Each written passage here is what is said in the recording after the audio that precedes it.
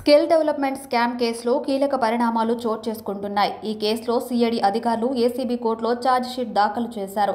ఈ క్రమంలోని A1గా చంద్రబాబు, A2గా అచ్చెన్నాయుడు, A3గా గంటా సుబ్బారావు, A4గా మాజీ ఐఏఎస్ లక్ష్మీనారాయణ పేర్లను ఛార్జిషీట్లో చేర్చారు అధికారులు. అయితే ఈ ఛార్జిషీట్ను సిఐడి అధికారులు ఏసీబీ కోర్టులో సమర్పించారు. అయితే ఇప్పటికే చంద్రబాబుని నిందితుడిగా చేర్చుతూ ఫైబర్ నెట్, అసెంట్ భూముల కేసులోనూ సిఐడి అధికారులు ఛార్జిషీట్ దాఖలు చేశారు. కాగా ఇప్పుడు స్కిల్ డెవలప్మెంట్ కేసులోనూ టీడీపీ అధినేత మాజీ సీఎం చంద్రబాబును సిఐడి అధికారులు అరెస్ట్ చేసిన విషయం తెలిసిందే.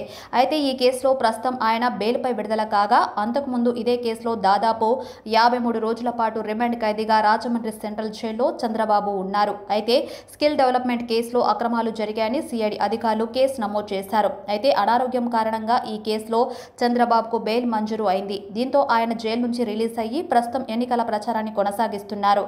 ఈ నేపథ్యంలోనే స్కిల్ కేసుకు సంబంధించి సిఐడి అధికారులు విజయవాడ ఏసీబీ కోర్టులో ఛార్జిషీట్ దాఖలు చేసినట్లు సమాచారం.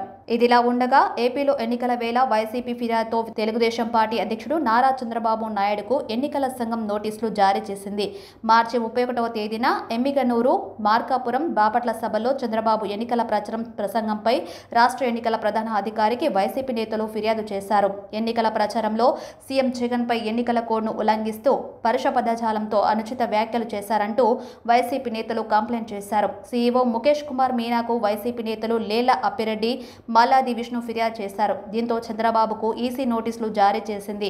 చంద్రబాబు చేసిన ప్రసంగాలపై 48 గంటల్లో వివరణ ఇవ్వాలని సీఈఓ నోటీసులు జారీ చేశారు. అయితే ఈ నోటీసులపై స్పందించకుంటే తదుపరి చర్యల కోసం కేంద్ర ఎన్నికల సంఘానికి నివేదిక పంపిస్తామని హెచ్చరించారు. జగన్ విధ్వంస పాలకుడిగా రాష్ట్రాన్ని సర్వనాశనం చేశారని, ప్రజల భవిష్యత్తును అంధకారం చేసి ప్రశ్నార్థకం చేశారని చంద్రబాబు ఆరోపించారు. మరోవైపు తెలుగుదేశం సీనియర్ నేత వర్ల రామయ్య ఫిర్యాదుపై రాష్ట్ర ఎన్నికల ప్రధానాధికారి ముఖేష్ కుమార్ మీనా స్పందించారు. మంత్రి జోగి రమేష్, వైకాపా నేత లేళ్ల అప్పిరెడ్డికి నోటీసులు జారీ చేశారు. చంద్రబాబే కోర్టులో పిటిషన్ వేసి పింఛన్లు ఆపారని తప్పుడు ప్రచారం చేస్తున్నారని జోగి రమేష్ ఆరోపించారని వర్ల రామయ్య ఫిర్యాదు చేశారు. దీనికి సంబంధించిన వీడియో క్లిప్పింగ్ను కూడా ఫిర్యాదు కాపీకి జత చేసినట్లు తెలుస్తోంది. అయితే ఈ వీడియో ఆధారంగా జోగి రమేష్కు ఈసీ నోటీసులు జారీ చేసింది. వాలంటీర్ల సేవల నిలిపివేతకు కారణమయ్యారంటూ చంద్రబాబుపై దుష్ప్రచారం చేస్తూ వైసీపీ అధికారిక ఎక్స్ ఖాతాలో చేసిన పోస్టుపై ఏప్రిల్ 1వ తేదీన వర్లరామయ్య ఈసీకి ఫిర్యాదు చేశారు. అయితే తప్పుడు దురుద్దేశంతో చంద్రబాబుపై చేసిన పోస్టు ఎన్నికల నియమావళికి విరుద్ధమని ధృవీకరించిన ఈసీ వైసీపీ నేత లేళ్ల అప్పిరెడ్డికి నోటీసులు జారీ చేశారు. నోటీస్ అందిన 48 గంటల్లో ఇరువురు నేతలు వివరణ ఇవ్వాలని ఈసీ నోటీసులో పేర్కొన్నట్లు తెలుస్తుంది. ఇక మరోవైపు రాష్ట్ర ఎన్నికల ప్రధానాధికారి చర్యలు తీసుకోకుంటే త్వరలో రాష్ట్రానికి వచ్చే ఎన్నికల పరిశీలకులకు ఫిర్యాదు చేస్తామని టీడీపీ నేతలు చెబుతున్నారు.